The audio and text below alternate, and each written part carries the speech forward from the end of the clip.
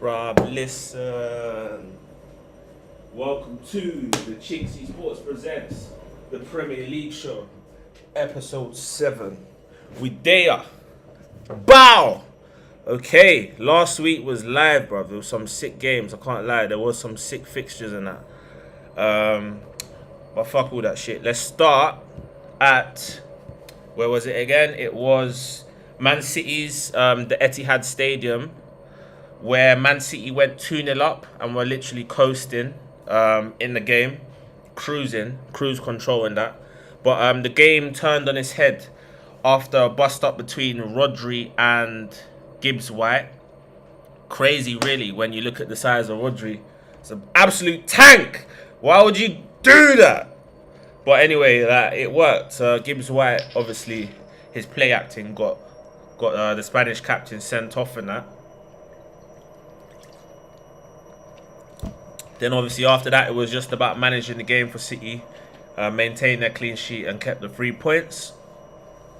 I'm sure that would have really annoyed Pep Guardiola, considering he's going to miss the Arsenal game and he's already operating with a small squad and has a few injuries with the likes of Kevin De Bruyne, their captain, and John Stones, who incidentally has yet to feature this season for the treble winners. City are currently 6 from 6 at the start of the season in the Premier League and are on course for a 7th win from 7 as they head to Molineux, Wolverhampton, tomorrow afternoon. You know what I'm saying? So that should be interesting to see how that one goes. But yeah. Crystal Palace against Fulham, the London derby, ended 0-0. I expected Palace to beat Fulham, to be honest, as the home side at Selhurst Park. But it was the home side who actually held out for a point. Fulham have a half-decent squad now. Yeah, I reckon they've got some depth as well, with the likes of Adama Traore, Raul Jimenez, Alex Iwobi, Calvin Bassey, all bought in the summer and coming into the side to strengthen them. I reckon they should be around lower mid-table, 12th, 13th. Obviously, you're going to have all these London sides, next door neighbours, you know, all of that, like Chelsea, West Ham, Brentford, Crystal Palace, Fulham. They'll be neighbours, like 10th, 11th, 12th, 13th, you know, them ones. But yeah, good point for Palace.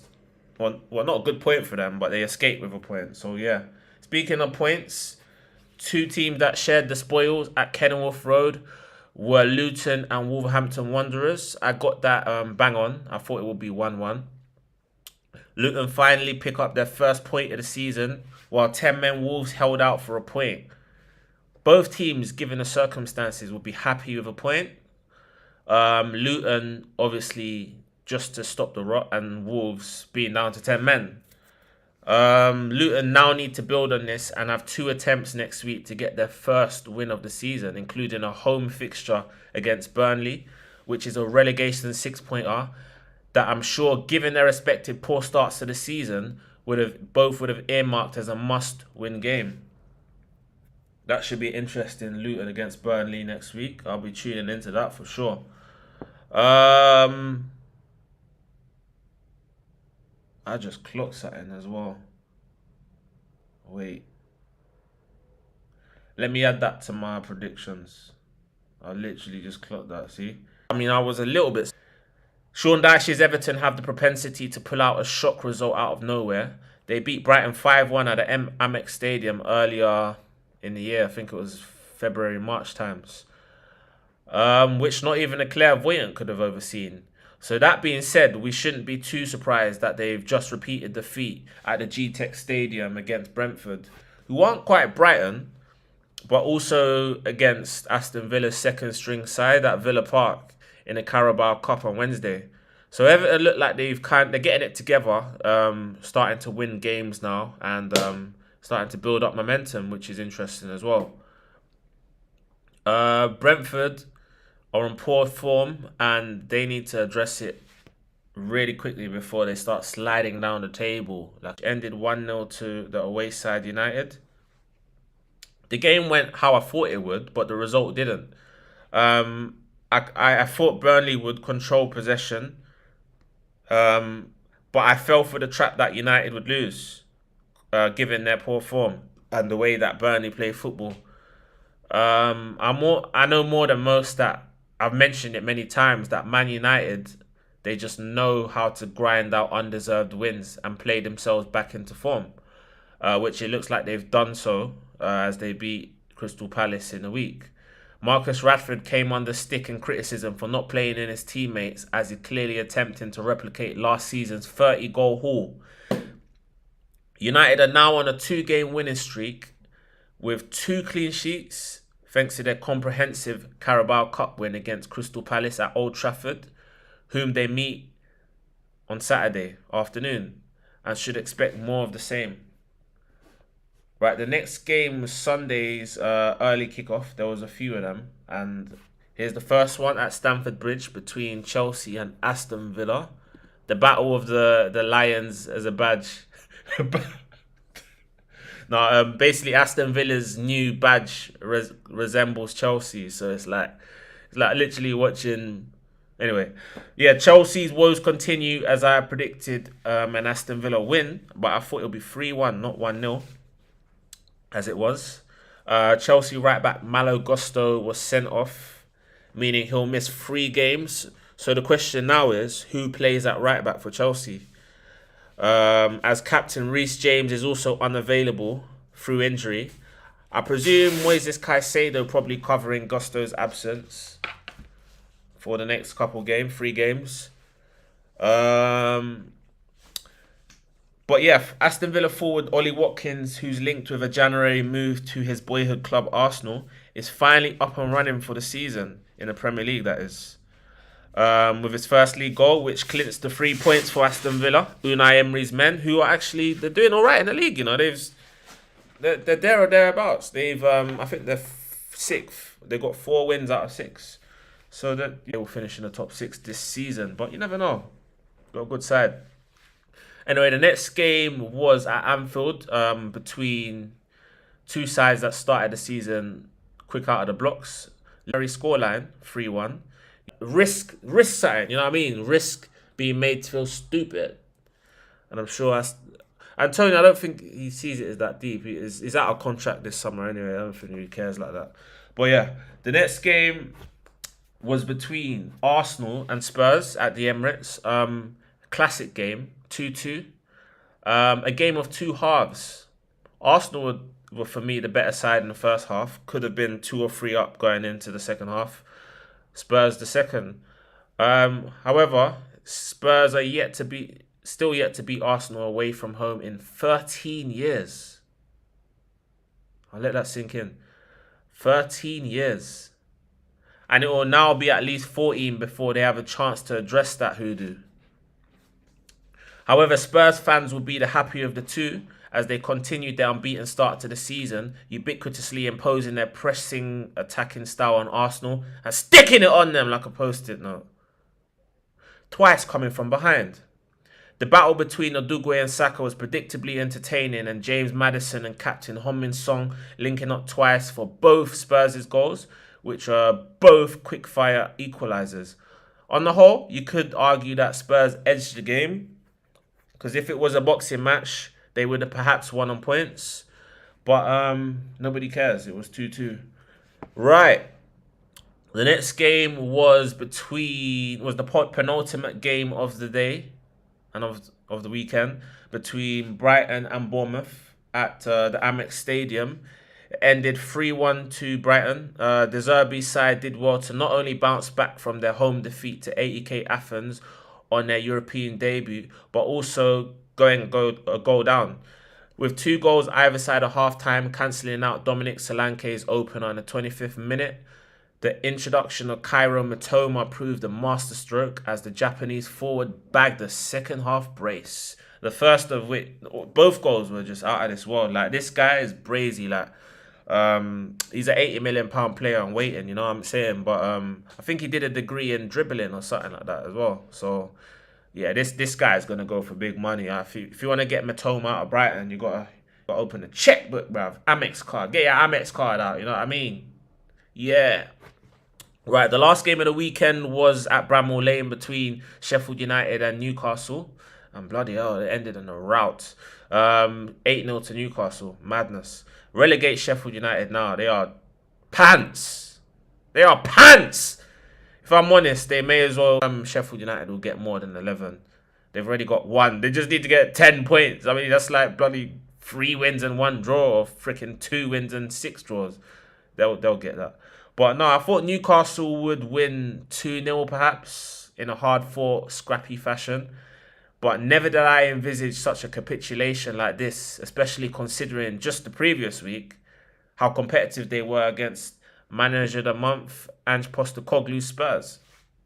They only lost that game in the 110th minute as well. They were like literally winning for over 90 minutes and somehow lost the game.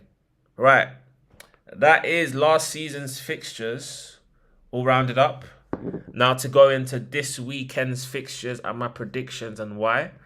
Starting off with me, probably the game, actually not the game of the day, but like second best game of the day.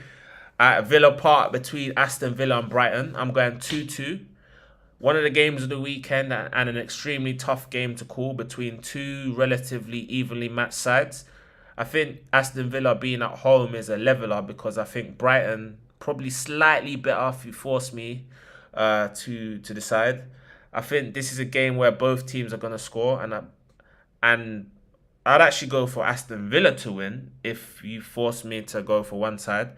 But I'm going to go 2-2 at Desmond. The next game is the rematch between Manchester United and Crystal Palace at Old Trafford. Both sides already met 3 days ago, and it ended in a comprehensive 3-0 win to Manchester United. Well, Crystal Palace are in terrible form, and I think I can't see that getting any better here. I mean, if you take away Brighton's 2 wins at Old Trafford, they're unbeaten in over a year or so. They've only lost to Brighton in 2 years, in a year, whatever. But yeah, I'm going to go for a 3-1 home win for Man U. And so that'll make it 3 from 3 going into next week's must-win match against Galatasaray in the Champions League, which is also at Old Trafford. Next game is Newcastle against Burnley. Fucking hell, man. Bro, this talking makes you thirsty, bruv. Yeah, the next game is Newcastle against Burnley. I can't look beyond the comfortable Newcastle win. I think they're going to swap Burnley aside. Yeah, they also beat Manchester City in the Cup. You know, that's an unbelievable home win. They had to really graft out for that.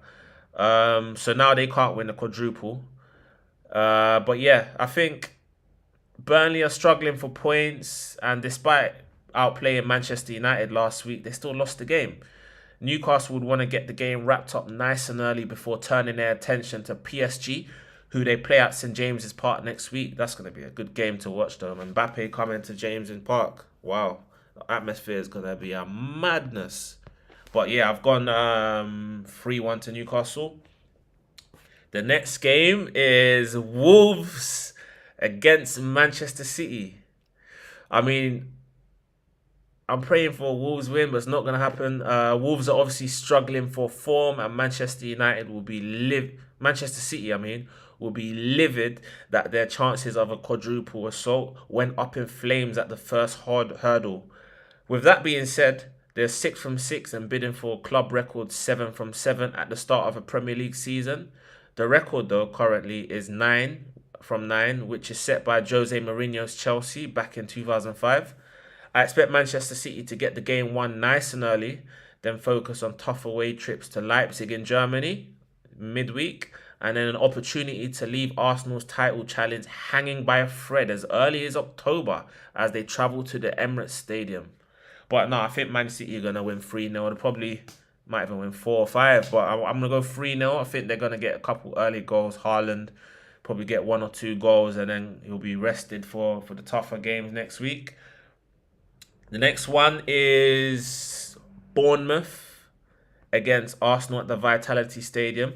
Arsenal, quite frankly, have to win this game. Assuming that Man City will beat Wolves, Arsenal have no margin for error and wouldn't want to go into that Man City game next week with more than a 4-point deficit. They had a hard-fought away victory at Brentford in midweek to negotiate, but they managed to do it despite making several changes and giving youngster Charles Sargo Jr. his first team debut. Arsenal won here 3-0 last year and have 4 wins and a draw from the last 5 against Bournemouth. So I expect them to get a comfortable win, 2-0 to Arsenal. West Ham against Sheffield United. I've gone for 2-1 to the Hammers. Usually when teams get badly beat, like there's loads of examples where Arsenal lost 8-2 to Man U. Man United, they beat Southampton 9-0, was it? Or 9-1 or something like that. Southampton lost 9-0 to Leicester. Bournemouth lost 9-0 to Liverpool. But usually the following games, they never concede bare goals. They never concede loads of goals. It's always, they're more resolute. They're more like focused. They've got a keen eye on just appeasing the fans and making it up to the fans. So I feel like it's going to be much more competitive, but I think West Ham will have too much for them. David Moyes' West Ham will know that all too well, and they would have been brought back down to earth with a thud, having lost to the 2 title favourites, Manchester City and Liverpool, in the last 2 games. That aside, though, they've had a fantastic start to the season. They won their Europa League opener and earned a home tie against Arsenal in the Carabao Cup, having overcome Lincoln City. I think West Ham are going to grind out a 2-1 win. Next game is at Goodison Park between Everton and Luton Town, which I'm going for a 2-0 home win to the Toffees. Everton look like they're on a bit of a roll after their defeat to Arsenal 2 weeks ago. Looks like they've bounced back, went back to basics with 2 back-to-back away wins against Brentford and Aston Villa respectively. Luton, though, I feel like they've struggled to get to grips with the increases in quality in the Premier League, and I think that Sean Dyche will not tolerate anything other than a professional performance and a win. Former Everton star Ross Barkley now plays for Luton and will be their key man and one to watch in this game. So I've gone 2-0 Everton. Tottenham Hotspur against Liverpool, the game of the day. That's going to be a good game to watch. 5:30 kickoff at the Tottenham Hotspur Stadium. I've gone 3-2 to Liverpool. Spurs, I looked at their record against Liverpool. I didn't realise it was that appalling. They've not beaten Liverpool home or away since 2017. That is 6 years. And if they don't win this is 7. Bruv. Anyway, so yeah, it's going to be interesting to see if the new boss Postecoglou can banish the Spursy term, often levelled at the Lily Whites.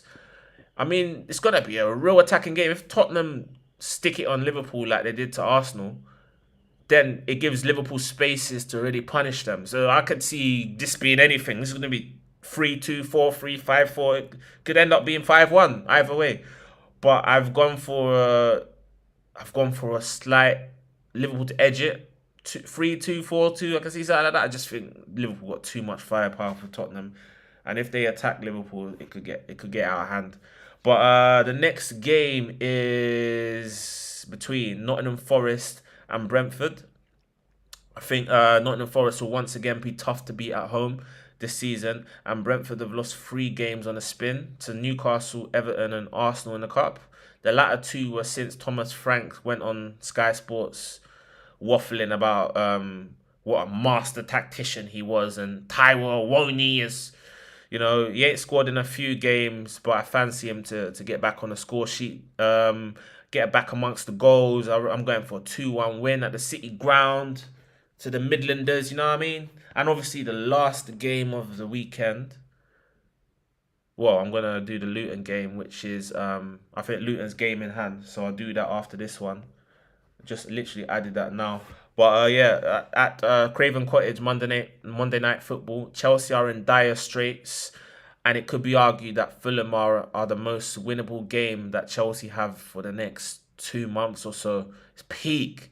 Like literally, Chelsea, you got to face everyone. Like freaking Brighton, Man City, Spurs, Arsenal, Newcastle. I'm pretty sure Man United's in there. It's all back-to-back as well. I think they have a Burnley game somewhere in between, but bloody hell, I mean, they could easily not win any of them. They must take something from this game, even if it's a draw. They can't lose this game. Like, However, on the other hand, Fulham have had a solid start to the season and have already knocked out Spurs and Norwich respectively in the Carabao Cup, both at Craven Cottage, and they face Wolves' conquerors Ipswich Town at Portman Road, which should be an intriguing game. I think this one will be a tight affair, but I'm just going to edge for Pochettino's Chelsea to oust Fulham 1-0. Right, so the bonus game kind of was the game in hand because Luton Town's new stand was getting redeveloped. So they've played the game less, so they've squished it in for Tuesday, I believe.